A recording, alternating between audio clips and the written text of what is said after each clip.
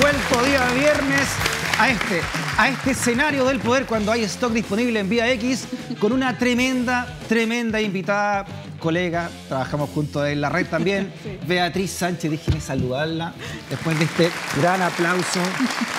Y bueno tenerla en esta casa. Muchas gracias por invitarme. Me encanta el nombre del programa. Si nos cae ese harto, ¿a qué le ponemos? Oye, pero es que tú tienes nombre para programa. Sí, hasta agotar stock. Stock disponible, sí, claro, no, sí. Muy bien. Es bueno el seudónimo, ¿viste? Claro. Oye, siempre empezamos la conversación con una canción que te pedimos para iniciar, ¿no? esta tertulia de una hora. Y tú elegiste la siguiente canción. Escuchamos.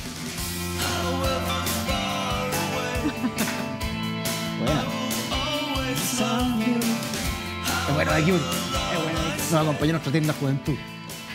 Sí. Sí, pero además tiene esa mezcla que me gusta mucho a mí. Mira, a mí me gustan mucho las cosas románticas, debe ser porque yo no soy romántica. Ah, ¿no eres romántica? No soy romántica. Entonces, como que me encanta ver películas románticas, es como buscar algo que uno no tiene de repente, y canciones.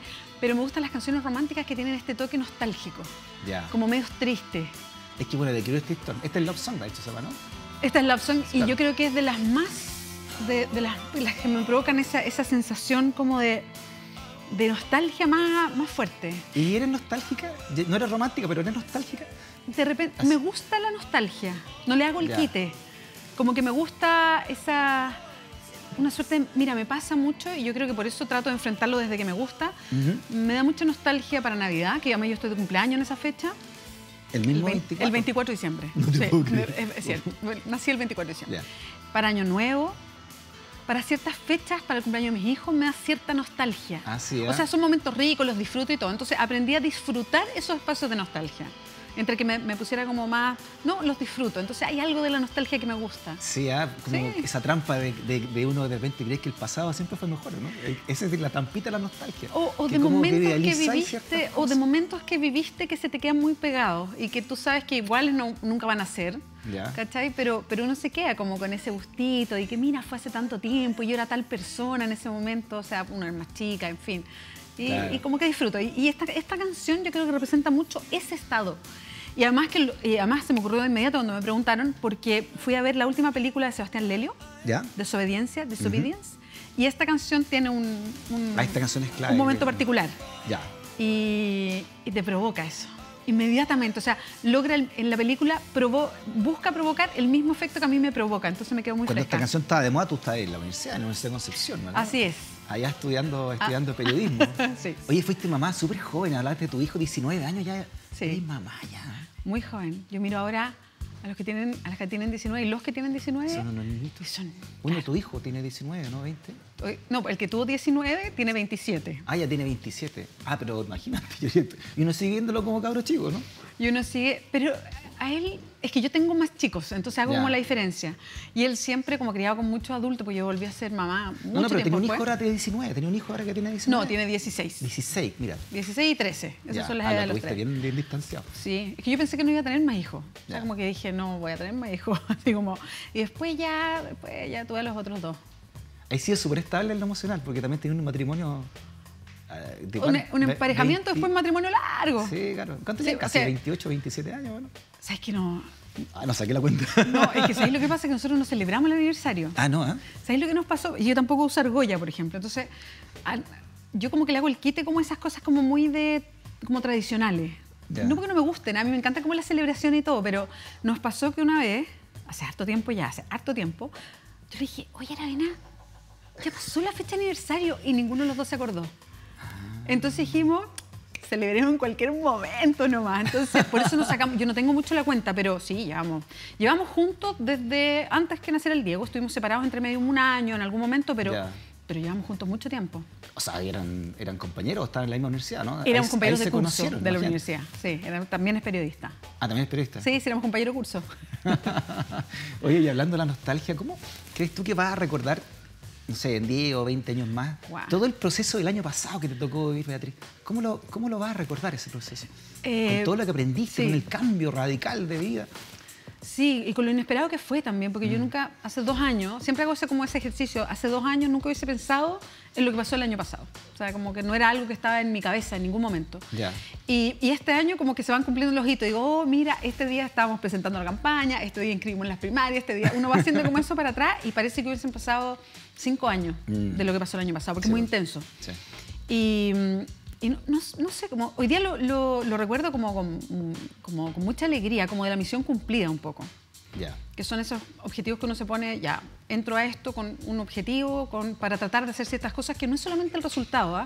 Yo aquí me distancio del resultado, sino que es más bien como tratar de hacer la campaña que yo soñaba hacer, si es que hacía alguna vez alguna campaña. Ya. ¿Entiendes? O sea, como no traicionar ciertas cosas que yo creo que eran importantes, de poder trabajar todos con un mismo objetivo, y creo que varias de esas cosas se cumplieron, que yo creo que trascendió algo de eso y también por eso se provocó a lo mejor un efecto especial. Entonces, siempre lo voy a recordar como, yo creo, uno de los años más potentes, brutales, desgastantes, increíbles de mi vida, eso sí.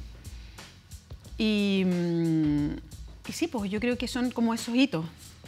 Uno en la vida, yo me imagino, porque todavía yo siento que la estoy viendo plenamente, pero mirando para atrás uno dice, hay hitos en la vida de uno. Claro, que te marcan. Que van marcando cosas, que van marcando cambios, que van marcando etapas, que van marcando decisiones. Ya. Hitos para lo bueno y para lo malo. Sí. O sea, cuando uno dice, aquí yo como que la cagué. Sí, la vida es un muerte y nacimiento eterno. Sí, qué bonito verlo así, porque creo que tiene que ver con eso. Así que, bueno, siempre va a ser el 2017. ¿Y qué murió y qué nació el año pasado a ti? A ver, yo creo que murió algo que tiene más relación con la pega que estaba haciendo o con esa mirada que uno tiene de una misma, de que uno hace como una sola cosa. Ya. O que uno sirve para una sola cosa. Yo no sé si es porque a uno la van formando, a todos, en general, como muy encasillados, como esta es tu profesión y la profesión es casi como que lo define a uno para siempre, como que uno no pudiera hacer otras cosas. Igual a mí me gusta mucho mi pega, o sea, como periodista me gusta mucho, pero creo que algo de eso se muere, de como esa definición que yo soy, o sea, yo me sigo presentando hoy día como periodista, digamos, pero yo creo que algo de eso muere con este traspaso más evidente a la política. A la política ya de frentón. Pensando que todo es política, o sea, que aquí estamos haciendo política. Eso yo creo que muere. ¿Y qué nace? Pucha, nace una persona así como que entras como a otras dimensiones de ti misma, yo creo. O sea, yo creo que los aprendizajes son mucho para adentro. ¿Ya?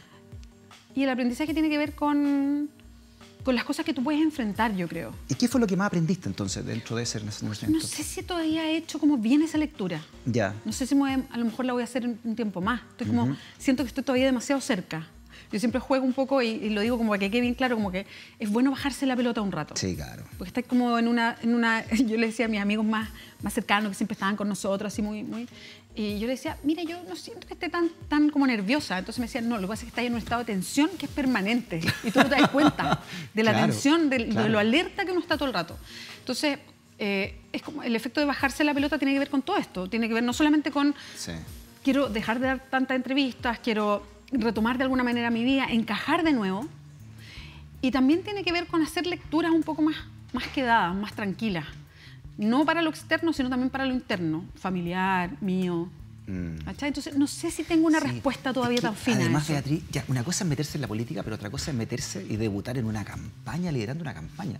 Porque ya sabemos cómo, bueno, ahora tú más que nadie, todo el gasto emocional de una campaña, más allá del físico o del intelectual, de estar leyendo, ¿no? La emoción que esa cuestión, las guerras, las batallas que tienes que dar. Sí. Las buenas ondas y las malas ondas. Todo, es todo junto, todo muy...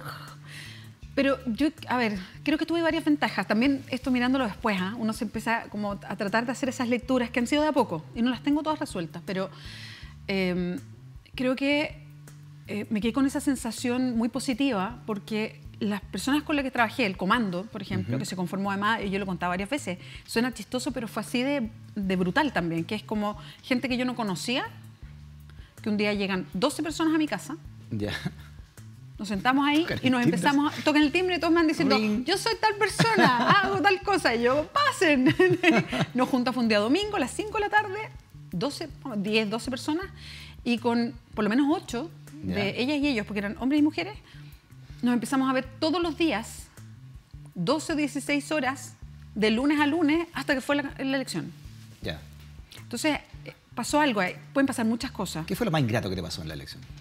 Lo más ingrato, yo creo, el no poder enfrentar y resolver conflictos rápidamente.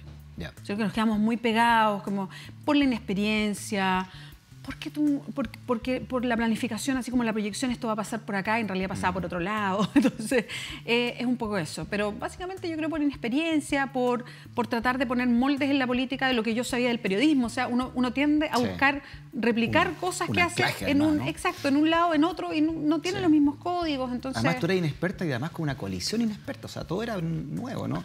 Todos estábamos aprendiendo. Y parte de esas peleas internas, no sé, la de Mayol con Jackson también me imagino que se debió también a eso, ¿no? Sí, por ejemplo, no teníamos un sistema de resolución de conflictos como para poder haberlo enfrentado de manera más madura o haberlo enfrentado con haciendo como otras proyecciones, de otra manera. Yo creo que en eso se nos notó lo nuevo y lo ansiosos que estábamos de repente, o las lecturas que hacíamos, en fin. Oye, Bea, ¿y alguna vez pensaste, chuta, me tengo que enfrentar a Alejandro Guiller, Alejandro que partner, amigo, y porque las campañas tenés que enfrentarte nomás, ¿no? Tenés que enfrentarte, pero también uno puede tomar opciones de cómo te enfrentas. Ya. Pues yo creo que, o sea, si algo yo tracé como línea, yo dije, yo jamás voy a atacar personalmente a Alejandro. Y nunca lo hice. Y yo cada vez que hablaba de él, todos me sentían demasiado positiva tu lectura. Yo siempre decía, es la mejor persona que conozco, yo soy amiga del Alejandro. Sí, claro, imagínate. Entonces, claro, tú podías hacer críticas políticas, por algo yo estaba en otro conglomerado, ¿no? Pero sí, a mí igual era raro todo. Era raro en el sentido que, o sea, de partida yo nunca había pensado haber estado en una carrera presidencial, eso es lo primero. Pero al mismo tiempo era como de las cosas que me reafirmaban, porque también, y perdona que me vaya un poquito por la rama, pero es para explicar, es que cuando a mí me dicen, después de una insistencia, digamos, oye, pero ¿por qué no eres candidata presidencial? Y tú decís, en realidad a mí esto no me hace ningún sentido, yo no lo he buscado, no sé si lo quiero, no sé si soy capaz, o sea, tú te haces todas esas preguntas, pero yo no sé si tú las logras resolver hasta el final. O sea, yo creo que desconfiaría a esa gente que siente que es la líder absoluta y que no tiene dudas, digamos. Yo tenía 1000 dudas. Entonces, cuando tú tomas esta opción, tú te vas reafirmando en ciertas cosas. Entonces, yo siempre he dicho, y yo lo sigo sosteniendo, y creo que el que yo haya sido candidata también tiene que ver con esa sintonía fina. Las cosas no son casuales, tienen ensambles de momentos, de época. Claro. Y yo creo que tiene que ver con que hoy día la ciudadanía es distinta. Hoy día hay cosas que pasan distintas. Yo entiendo la política de otra manera. Sí, además no sé si es la manera, pero yo lo entiendo de otra manera. Tú ya construiste un capital político. Ya hiciste ese costo humano y profesional también, de alguna manera, ¿no? Familiar. El año pasado. Claro, como es brutal, tiene hartos costos. Ya no hay que explicar quién es Beatriz Sánchez, ya, en algunas partes, me imagino. Bueno, sí, como que ya cada uno tiene su imagen. Sí, bueno. Y se aprende igual. ¿Qué fue lo que más aprendiste si tuvieras una eventual segunda campaña, ¿no? ¿Qué cosas tú dijiste, ya, esta cuestión me quedó como un acervo político? A ver, de lo que más aprendí, yo creo, es que la gente, y lo digo porque yo antes igual ocupaba un puesto de privilegio al estar en un micrófono, en una radio o en un canal, que la gente en la calle es mucho más sabia de lo que todo lo que tenemos este privilegio creemos. Eso es lo primero. Yo creo que fue mi gran aprendizaje. En la calle yo conversaba mucho con la gente, hacíamos mucho eso, de hecho me retaban porque volanteaba y me demoraba no sé cuántas horas en una cuadra, ¿no? Así como ya no hablemos tanto. Yo hablaba harto y me impresionaba mucho cómo las personas no solamente te dicen, mira, yo quiero esto, sino que, ¿sabes qué? Me gustaría que esta fuera la solución para lo que me pasa. Entonces, hay una sabiduría, la gente sabe lo que quiere directamente, sabe separar cosas, toma sus elecciones. O sea, todas estas críticas de repente que hay a propósito de la votación que sacó Piñera, yo la doy vuelta, yo digo, tenemos que preguntarnos, desde el Frente Amplio, tenemos que preguntarnos, los que estamos en la oposición, ¿por qué ganó Piñera? ¿Qué lectura hizo él que nosotros no hicimos? ¿Qué discurso puso que nosotros no tuvimos la sensibilidad de poner? Entonces, ahí hay algo que pasa con la gente. Claro. Bueno, y lo dijo él en la cuenta pública, ¿no? El crecimiento económico se dejó detrás y hay un discurso entonces que caló hondo de él y que quizás en la otra parte no lo profundizaron, ¿no? O no lo profundizamos, o la forma de aproximarnos a él, porque todos teníamos opciones, o la forma de aproximarnos a él era una forma más difícil, la gente simplemente no lo entendió, o quiere que sea mucho más directa de la forma en que decimos. Entonces, ahí hay algo que yo creo que tiene que ser un aprendizaje constante, nunca dejar de escuchar. O sea, yo creo que... Sí. Y yo lo digo como periodista de antes incluso, o sea, es un aprendizaje, el estar muy conectado con lo que pasa afuera y no creer que uno ya como que se las sabe o entiende o tranquilo, yo tengo la solución. No va por ahí. Yo creo que además es una ciudadanía que está cambiando. Tú me dices, mira, tú tienes un capital político. A mí me cuesta esa frase porque siento que hoy día la ciudadanía no es esa de antes que buscaba una persona o un conglomerado y decía, y para toda la vida tú te quedas ahí. Hoy día las personas hacen mucha política, pero hacen política de distinta manera. Por ejemplo, yo veo mucha más causa o más activismo en temas y ahí se va la conexión política que con una política más grande. Bueno, se supone que mucha gente que votó, o alguna gente que votó por ti en segunda vuelta votó por Piñera, ¿no? No es tanta. Se supone que ahí se cruce, o hubo ese cruce. Bueno. Pero mira, nosotros hicimos, que esto fue súper interesante, nosotros encargamos un estudio, esto lo tiene que hacer gente muy especialista en ver estas cifras, porque como el voto es secreto, tú puedes tener algunas claves de quién votó por ti, por qué votó por ti, quién es. A mí me impresiona, tenemos una votación, y esto es muy interesante, una votación muy alta en votante nuevo. ¿Cómo sabemos que es votante nuevo? Porque como en Chile hubo un cambio en el 2012 de votación voluntaria a votación, perdón, de votación obligatoria a votación voluntaria, hay ciertas mesas que crecieron con pura gente que no había votado nunca, que no se había inscrito y que entró a esas mesas. Entonces tú al tiro asumes, estos son votantes nuevos, haces la proyección y ahí tuvimos harto importante. Tuvimos un traspaso en segunda vuelta a Alejandro Guillé en torno al 80% y en unas comunas muy alto. Y hay un 10% de voto que votó de votante por mí que votó después por Sebastián Piñera. Sí. Pero no es más que eso. Mucho votante que no votó por ti, tú lo dijiste también en su momento por las encuestas, ¿no? Que pensaban que tú prácticamente no ibas a sacar más de... Mira, hay mucha gente que me lo ha dicho. No sé. Yo creo que las encuestas, cuando son tan distintas a la realidad, provocan efecto. Yo creo que eso es obvio. Ahora, ¿cuál es el efecto si esto me costó la elección o no? No, nunca lo vamos a ver. Nunca lo vamos a hacer. ¿Y sabéis por qué? Porque yo antes yo decía sí. O sea, yo digo, hay un efecto, claramente. Pero la otra vez mi hijo me decía, bueno, ¿y qué hubiese pasado? A lo mejor si el resultado hubiese sido justo el de después, a lo mejor, no sé, pues la gente, la nueva mayoría se hubiera puesto a votar más por Alejandro Guillén. Oye, no sabemos eso. Ya que hoy fue la cuenta del presidente, ¿cómo hubiese sido tu cuenta, esta primera cuenta, hoy 1 de junio? ¿Cuáles hubiesen sido tus ejes, crees tú, hoy, ¿no? En este discurso presidencial? Wow, mira, hoy día me parece que está pasando algo increíble con las mujeres. Nosotros hablamos de gobierno feminista. También por esto que te digo yo, que creo que hay sintonías más grandes. Entonces es muy bonito esto que está pasando. Nosotros hablamos mucho del tema mujeres y creo que el tema mujeres tiene un eje que creo que es muy interesante porque es un eje que va a todas las áreas. Cuando uno habla de feminismo o de los derechos de las mujeres, no es como, ya, esta es la agenda mujer. No tiene que ver que en todo el abanico de cosas, todo el abanico de áreas, tú tienes que darle un enfoque que vaya cambiando la cancha. Como telón de fondo de todos. Por ejemplo, tú te puedes aproximar a un nuevo sistema de pensiones mirándolo desde las mujeres. Tú te puedes aproximar a una forma que entendamos de relaciones laborales distintas desde la mirada de la mujer. Tú te puedes acercar incluso a temas de medio ambiente, económico, también desde esa mirada, que creo que hubiese sido muy, muy bonito. Pero, a ver, yo creo que habría hecho un discurso más corto. Creo que los discursos son... a mí no me hace mucho sentido el discurso como de lista de supermercados. Creo que estamos muy acostumbrados a eso, a que la política o un gobernante tiene como que ofrecer cosas. Yo ofrezco esto. En educación, en salud, Es importante ir por área, pero me interesaría a mí más como la mirada global de lo que entendemos por esto. Fíjate que el discurso del presidente Piñera empezó citando a O'Higgins y terminó citando a Arturo Prat.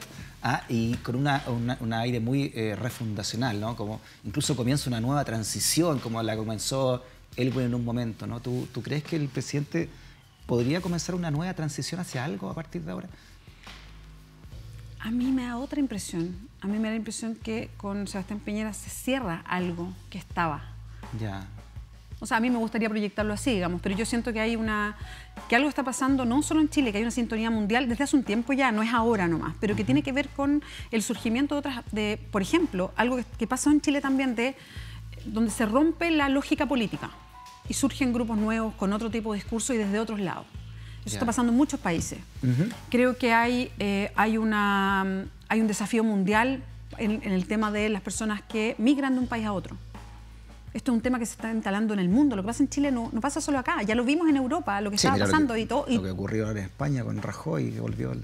Por ejemplo, el tema de la corrupción, de las instituciones y el poder que tienen. ¿Y qué se cierra entonces con Piñera? ¿Qué se cierra? Pucha, ¿Qué puntualmente en Chile? Yo creo, para mí justo, yo lo miro así como que se cierra un tipo de política, ¿ya? Un tipo de políticos, se cierra un tipo de temática y aproximación a la temática.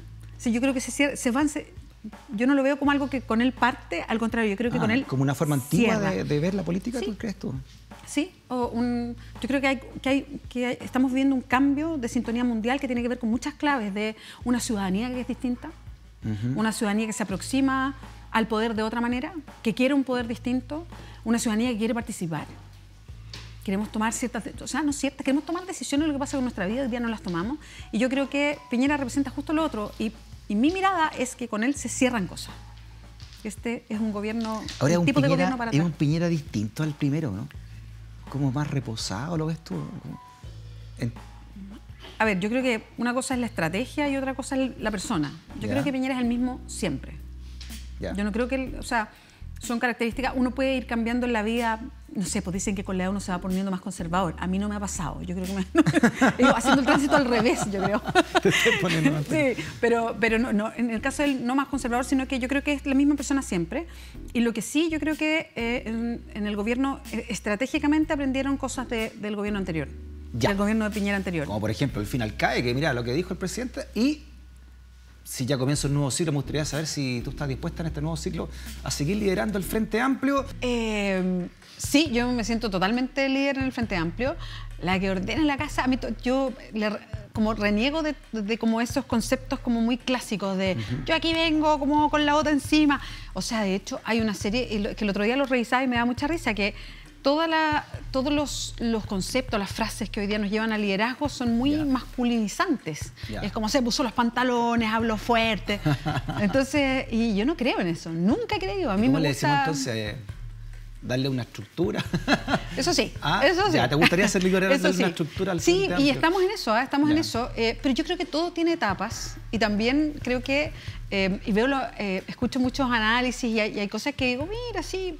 Creo que todavía en Chile estamos mirando, yo trato que no, pero bueno, uno tiene ciertas contaminaciones en la cabeza, pero creo que hay mucho análisis todavía, y los medios creo que representan mucho de eso, de mirar todavía en binominal todo.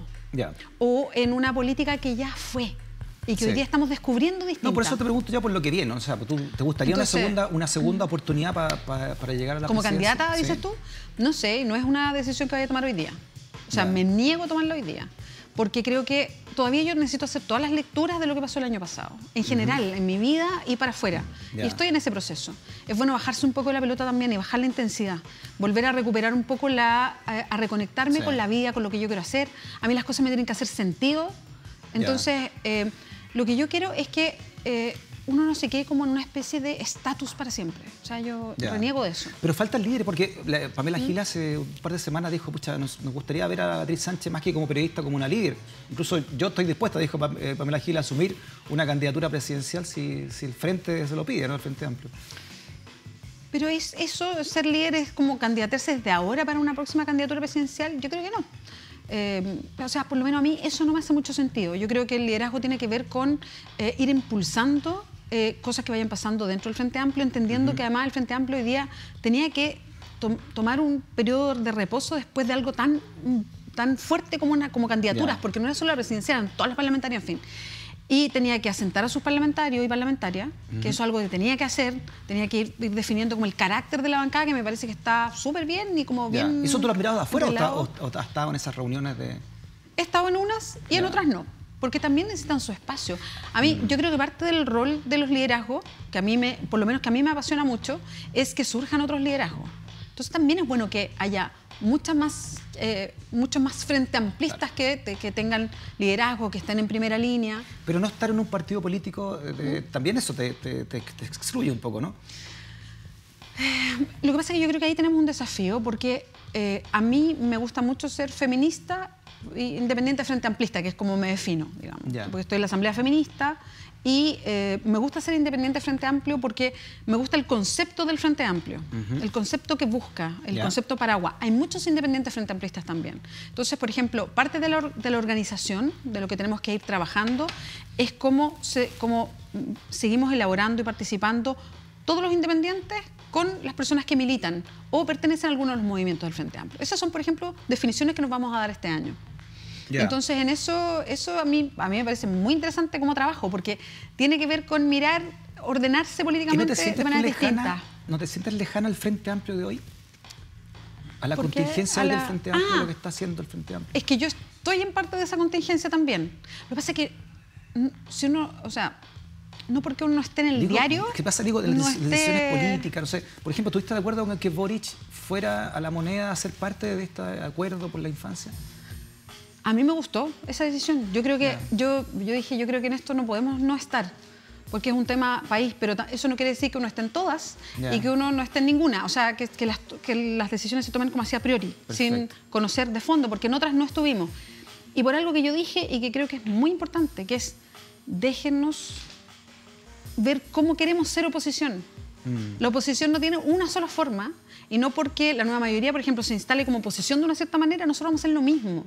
Nosotros también teníamos que instalarnos como el tipo de oposición que nos hace sentido ser como Frente Amplio. Y eso es una discusión y es una elaboración también. Claro, porque hay muchas voces también dentro del Frente Amplio, ¿no? Y no sé si tú te sientes más cercano con unos sectores del Frente que con otros en esta apertura que hay adentro. ¿Sabes qué? Me ha tocado que he trabajado con un sector y he trabajado con otro y he estado en contacto con mucho, entonces yo me gusta instalarme desde la independencia frente amplista, como del concepto más global del Frente Amplio. Sí, eso es lo que más me acomoda, la verdad. Y creo que es un desafío para el Frente Amplio también abrirse a los independientes, que les guste el concepto del Frente Amplismo y no necesariamente una orgánica en específico. Y esto de que el Frente Amplio tenga que hacer algún tipo de ligación con la nueva mayoría, o con lo que se llama nueva mayoría, ¿tú estás de acuerdo con eso, que se logre luego una fusión o en parámetros comunes, ¿no? Más que una fusión? Lo que pasa es que el llegar a acuerdos como cupulares, no. O sea, sentarnos, por ejemplo, en una mesa, aquí está el Frente Amplio, aquí estamos el otro, a ver, veamos cómo diseñamos esto y cómo seguimos juntos, no. Nosotros tenemos ideas y que las queremos en las cuales trabajamos y por las cuales vamos a seguir, que son las que un poco dimos a conocer desde la campaña. Entonces, esto es como, síganos los buenos, ¿no? Es como, pucha, si en esta idea tenemos acuerdo, qué bien, podemos estructurar un trabajo. Pero formar una coalición con partidos de la ex nueva mayoría, ¿tú estarías de acuerdo con eso? Pero es que hoy día verlo así, no, pues porque eso sería justamente como desde la cúpula, desde una posición de liderazgo, decir, mira, esto me tinca. Y yo quiero hacer todo lo contrario. A mí me gustaría que esto partiera desde abajo. Por ejemplo, hoy día sí tenemos mecanismos. Cualquier cosa se puede plebiscitar, cualquier cosa se puede trabajar desde los comunales. Entonces, a mí me interesaría cualquier cosa que venga, porque yo no digo aquí, en esta puerta no va a entrar, esto está cerrado, no, para nada. O sea, justamente eso no. Pero cualquier cosa que se haga y decisión que se tome tiene que venir con una discusión de base.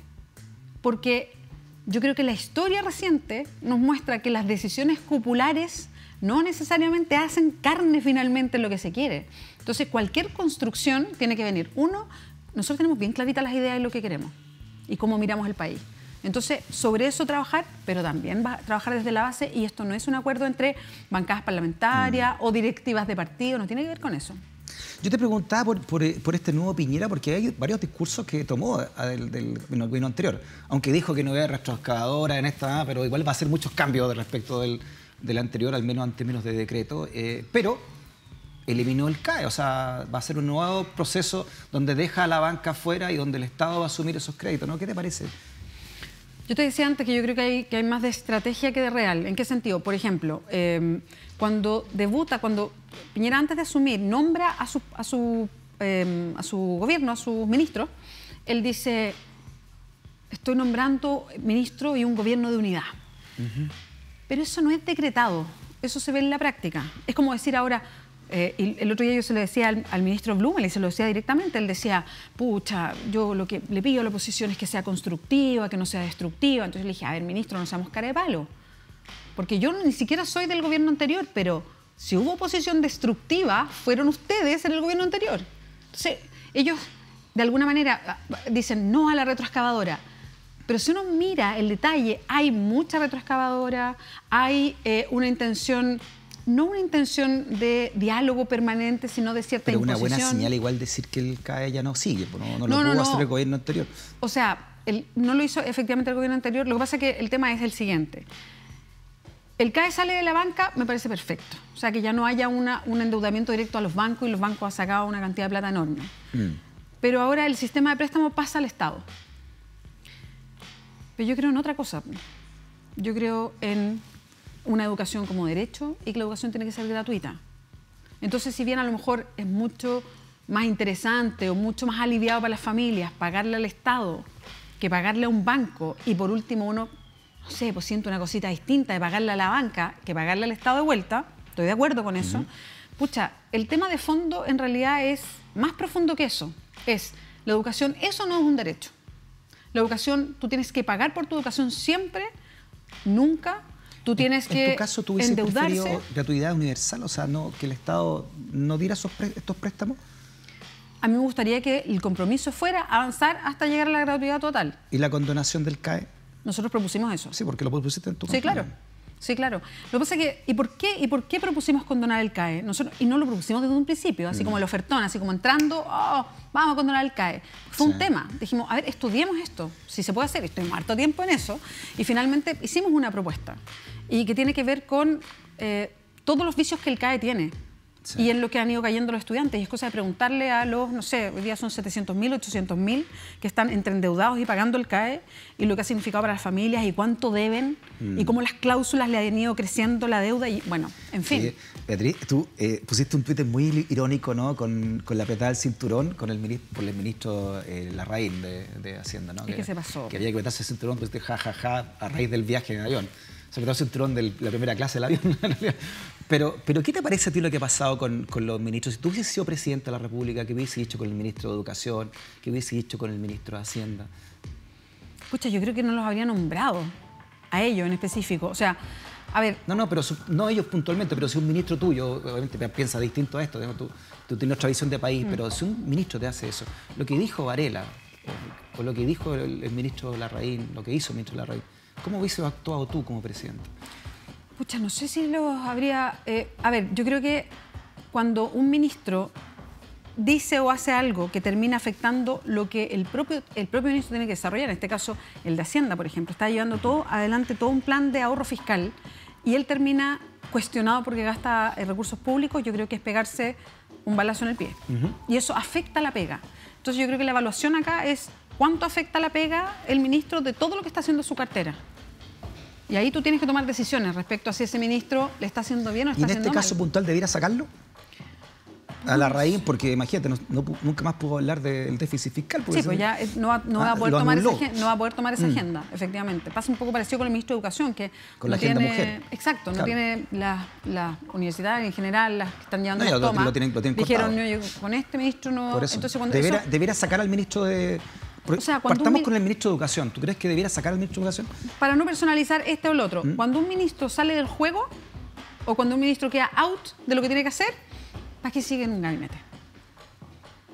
O sea, debería sacarlo entonces. No, sin darle el nombre, digamos. Si un ministro así. O sea, pero que hagamos el análisis más allá de Varela o no. Claro. Que yo igual Varela a mí me extraña mucho que esté en el Ministerio de Educación además, pero sin ponerle el nombre. Si tú tienes un ministro que tiene que cumplir una función y la función para la que está ese ministro...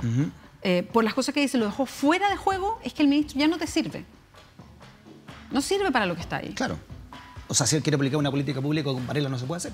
Sí, o sea, por ejemplo, ahora, negociar o sentarse a una mesa, él no puede.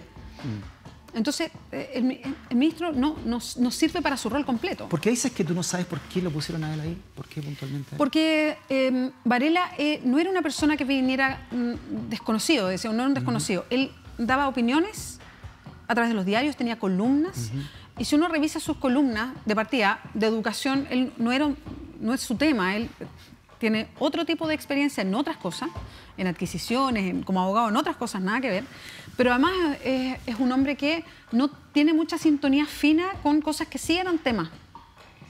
O sea, uno lo puede ver bien brutal hoy día con el tema de las mujeres o el feminismo. y cómo él se instalaba desde otro lado, incluso con comentarios sexistas que hay en sus columnas de hace un año, no hace 10 años, hace un año, muy brutales, pero también en temas que tenían que ver con gratuidad en educación, que es un tema instalado respecto al lucro, que hoy día en Chile es un tema instalado también. Entonces, por eso a mí me extraña que haya nombrado a alguien que irrita. Y él, si bien él mismo dijo, bueno, ahora soy ministro, uno toma otra impronta, y ahí lo voy a comparar con otra ministra que dijo, mira, yo ahora soy ministra y asumo otra cosa, como la ministra Pla, por ejemplo. El ministro Varela no, siguió como reproduciendo, como que se le sale cada cierto tiempo lo que él mismo escribía antes. Sí, cuando habló de los campeones, no es muy distinto a lo que escribía en sus columnas. O sea, uno puede adivinar ahí que hay algo constante. Entonces, eso a mí, por eso me extrañó que nombrara a Varela. Y porque además no tiene ningún tipo de expertise en educación. Y hoy día educación es un tema muy fundamental. No está en un zapato chino ahí el presidente, porque como tú decís, ya no es un interlocutor válido en su cartera para la gente con la cual tiene que conversar. Y respecto a Hacienda, mira, yo me acordé de una cuestión, me acuerdo cuando el 2011, en el otro gobierno de Sebastián Piñera, que era el mismo ministro de Hacienda, Felipe Larraín, me acuerdo que yo estaba viendo un programa, era Tolerancia Cero en esa época, y estaban como en Next Tolerancia Cero. Y me acuerdo que Matías del Río le hace una pregunta al ministro, porque habían empezado las movilizaciones estudiantiles y el ministro en todo el programa estaba hablando de lo bien que estaba la economía y esto, cómo nos habíamos recuperado el terremoto y cómo se estaba trabajando. Y de repente Matías le dice, a ver, ministro, pero si estamos tan bien, ¿por qué la gente está saliendo a la calle? Y es que nunca me voy a olvidar, el ministro como que se le desarmó la cara, así como... Y de manera muy honesta, el ministro le dice a Matías, no sé, Matías, no sé por qué la gente está saliendo a la calle. Y yo dije, uy, pero el ministro como que no entiende nada entonces.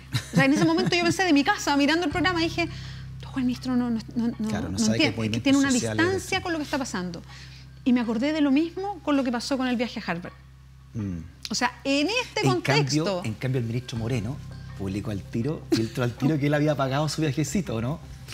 Y no solo eso, sino que él pagó su viaje antes. Por eso, o sea, efectivamente lo hizo. Pero lo filtró al tiro para que se supiera. Porque ahí está un tema muy importante, es en el contexto. ¿Tú sabes leer el contexto o no? Hay cosas que hoy día, porque no tiene que ver con que se gastaron 4 millones de pesos y se llevó de 4 años. No, tiene que ver con un contexto. Hay cosas que tú no tomas esa decisión nomás. ¿A quién ves como presidencial en la derecha?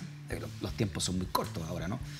Del gabinete, por ejemplo, el mismo Moreno, ¿no? Osandón dijo que era feo lo que hacía Moreno porque esto no se hace yo no voy a estar levantando a nadie de la derecha. No, ni me va a responder eso. Te la cambio. Estoy mirando para allá. Tú eres directora de un medio de comunicación ahora, diarioclever.cl, ¿verdad? No, pero yo sé que salió en todas partes así, pero yo no soy la directora, no. Dice que era Trinidad Larraín es la directora. No, sí sé, pero es que como yo estoy encargada de hacer, yo trabajo medio tiempo además, que va a ser bien honesta y saludo a mi directora. Sí, no soy la dueña, no soy... Y estoy haciendo todo lo audiovisual. O sea, yo hago las entrevistas, hago editoriales. Perfecto, entrevista. El presidente Piñera te da una entrevista. Beatriz Sánchez se sienta nuevamente ahí. ¿Sería un morbo esa cuestión? ¿Con qué pregunta comienzas la entrevista con Sebastián Piñera para el diario Clever? Ay, tendría que pensar un poco. ¿Qué cosa le preguntaría a Sebastián Piñera? No sé, ¿es qué? Yo creo que no partiría con una pregunta de política contingente. Ya. Le preguntaría a lo mejor por sus tics nerviosos. Porque creo que es algo que quedó muy en evidencia. Era como un tema, no sé si lo viste así, pero era como algo que subyacía permanentemente en los debates, en las entrevistas, que todo el mundo comentaba, oye, pero que se mueve mucho, estará muy tenso, se toma la mano, se agarra de las... No sé si te diste cuenta, se agarra de los... Y era un tema que como que nadie... como que no se enfrentaba. Yo sé que algunas veces le preguntaron y él ha contestado algo, que tiene algunos tics nerviosos y todo, pero yo creo que ahí hay algo que siempre estaba ahí como a medio camino. Como que todo habla, nadie pregunta. Exacto, como que se hablaba callado, como que nadie sabe. ¿Y por qué tú crees que sería importante comenzar preguntándole eso al presidente? Porque es un tema, yo creo. O sea, yo no digo que sea el tema más importante con Sebastián Piñera, digo que cómo me aproximaría a lo mejor una entrevista. Ya. De repente las entrevistas tienen muchas claves. Bueno, tú eres un entrevistador, así que tú sabes eso. Que uno se va aproximando entre temas que tienen que ver con cosas más humanas, con cosas más políticas. Tú tienes que quebrar hielos. Es verdad. Tú tienes que aproximarte de distintas maneras. Sí, detrás de un tic puede haber un universo. O sea, él mismo puede decir, mira, hay situaciones que me ponen muy tenso. O, mira, a mí me pasa, esto es, a lo mejor le pasa a toda mi familia, es una característica. No lo sé, estoy inventando, pero es también como para desactivar algo desde el principio. O sea, cuando tú tienes como algo que está ahí permanentemente, yo por lo menos cuando hacía entrevistas me gustaba como desactivarlo desde el principio. Sí, porque cuando estaba como esa pregunta dando vuelta, uno la hace desde el principio y después ya fluye todo lo demás. El Piñera hace 4 años no tenía esta cantidad de tics, ¿no? Yo diría que no, yo diría que no. Tú lo viste cuando hacías con él los debates, ¿no? Sí, claro, yo diría que no, y que era un comentario, no un comentario, o sea, como un comentario siempre presente. Perfecto. Ya, lo tenéis desarmado, humanamente. No sé. Vamos a la política. A lo mejor no, a lo mejor él está esperando que alguien le pregunte, no lo sé. A lo mejor a él le gustaría decirlo. Es preguntas que uno quiere que le hagan, ¿no? Así como, ya, haga la pregunta para poder decir lo que quiero hacer, ¿no? Por ejemplo, a ti, yo también te lo pregunté, pues, ¿vas a ser candidata de nuevo? Una pregunta que ya de cajón.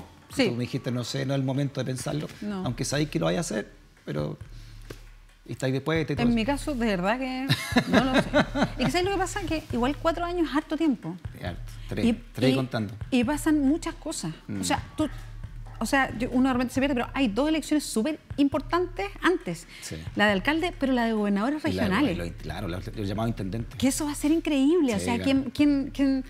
¿quiénes serán los candidatos o las candidatas de algunas regiones? Entonces, hay muchas cosas dando vuelta. Entonces, como decir ahora, yo quiero decir...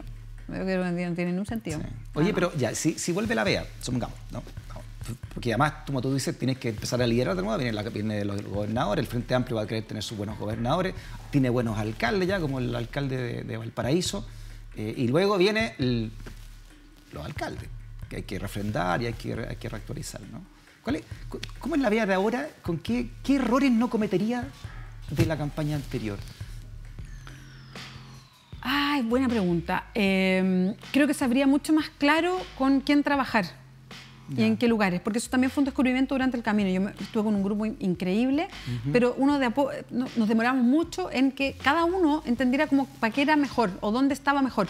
Claro. Y ahora sería eso muchísimo más rápido. Ya quién es quién. Sí, y ellos mismos, así como la pega mucho más clara. Fuimos aprendiendo mucho en el camino y eso hace que los equipos se desplieguen más lento, en fin. Eso es yo creo que es un aprendizaje súper grande. ¿Qué otras cosas? ¿Y tuyo en lo personal como autocrítica, así como lo que me faltó para haber pasado segunda vuelta? Yo creo que, bueno, también como entendiendo qué cosas yo hago mejor que otras, reafirmarme en muchas cosas que yo creo que me costó reafirmarme o pasé mucho tiempo sin entender eso. Y que alguna vez lo dije públicamente y como que fue para mí muy importante, porque también hay convicciones. O sea, uno, que no voy a dar más examen. Esto no es dar examen o un test permanente, porque de eso no se trata esta cuestión. Esta es una idea país que uno tiene y que tiene que conversar. Y yo creo que ahí estaría mucho más arropada para enfrentar eso, creo. Sí.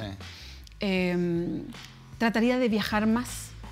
Porque, bueno, pero esto tenía que ver con Lucas también, que no las teníamos, pero de visitar más zonas. Yo creo que dejamos muchas zonas fuera porque no alcanzamos por Lucas, también por tiempo. Viajar por Chile es súper complejo porque además pasa una cuestión hoy día. Antes, yo me acuerdo cuando trabajaba como periodista, había candidatos que se iban como gira al norte, 2 semanas para el norte, iban los periodistas con el candidato. Hoy día eso ya no pasa. Entonces, lo que nosotros hacíamos para no salir de la agenda nacional, porque tú sales cuando viajas, es muy... y así muy centralistas que somos, terrible. Yo lo que hacía era, viajábamos por el día y volvíamos a hacer pauta. Y viajaba de nuevo, volvías todos los días. Es una locura. Es muy desgastante, pierdes mucho tiempo además. Entonces, eso yo creo que le daríamos un giro para tratar de llegar a más lados. Nos costó un año traerte, por eso estás siempre viajando por todos lados. Oye, vea, ya la última. Es que ya te pregunté, la primera pregunta que le harías a Sebastián Piñera en tu cargo de entrevistadora de diarioclever.cl, tienen que verlo allá, ¿no? ¿Qué le preguntaría a Alejandro Guillermo? No, yo haría otra cosa. ¿Ya?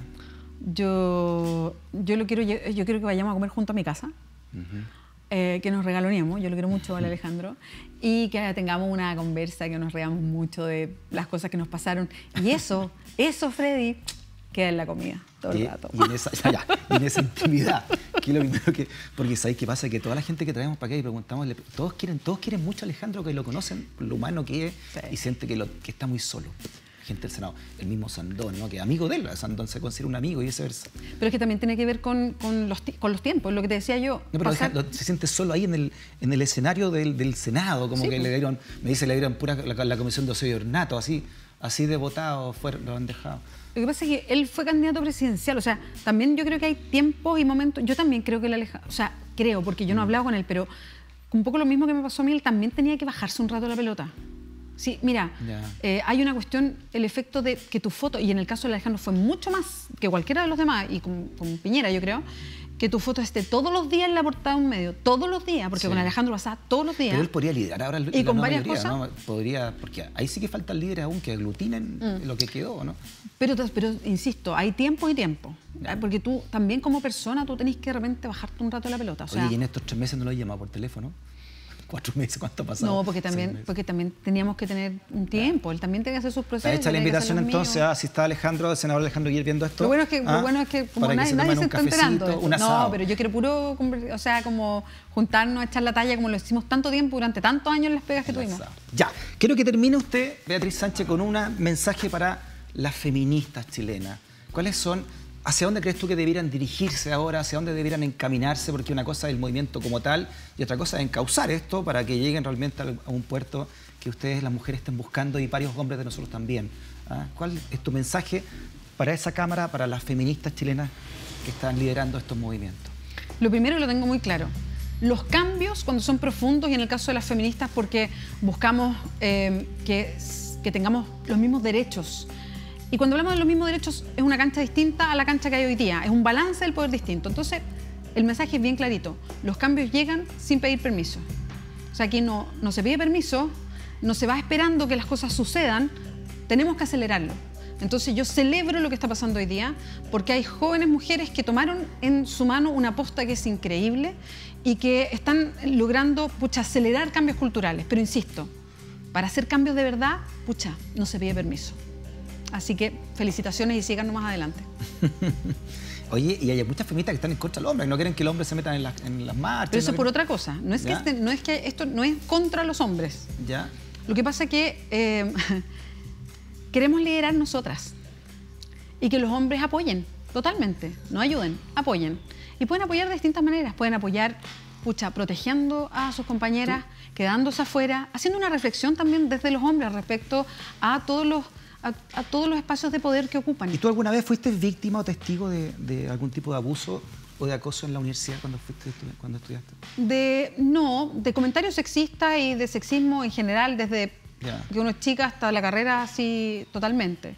Pero casos así particulares, no. No que yo haya así como testigo, porque todos estamos haciendo una lectura. Me he pillado con compañeros, compañeras haciendo lectura. Oye, ¿en qué momento? Lo que era normal ahora, claro, las cosas que uno lo veía como normal y ahora a la luz de 2 años, dice, pero ¿cómo aguantamos eso? Pues es que bueno que me lo menciones, porque hay una cuestión que a mí me está dando vuelta. Cuando se hace mucha caricatura respecto a esto de los piropos, pero ¿cómo no vamos a poder decir nada?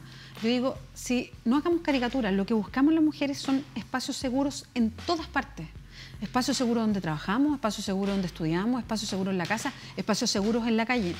Y la otra mujer me decía, y yo nunca me había dado cuenta, me decía, ¿tú te fijas que nosotras, las mujeres, desde que somos chicas, que nos instalan la inseguridad? Porque, y es verdad, desde que somos chicas, que yo vengo repitiendo, de mis padres, de mi abuela, después de, qué sé yo, es como, ¿con quién te vas a venir? No te vuelvas sola, claro. No andes sola. Esa como falda... Te da susto salir a la calle. Y eso nos pasa a todas las mujeres desde que somos chicas. No sea candidata, que algo le va a pasar. No, nos vienen repitiendo eso. Entonces, ¿cómo no vamos a estar peleando porque todos los espacios, en todos los espacios nos sintamos seguras? Si hoy día es tan notorio y está tan normalizado que no nos sentimos seguras, no, de verdad es bien espeluznante. Sí,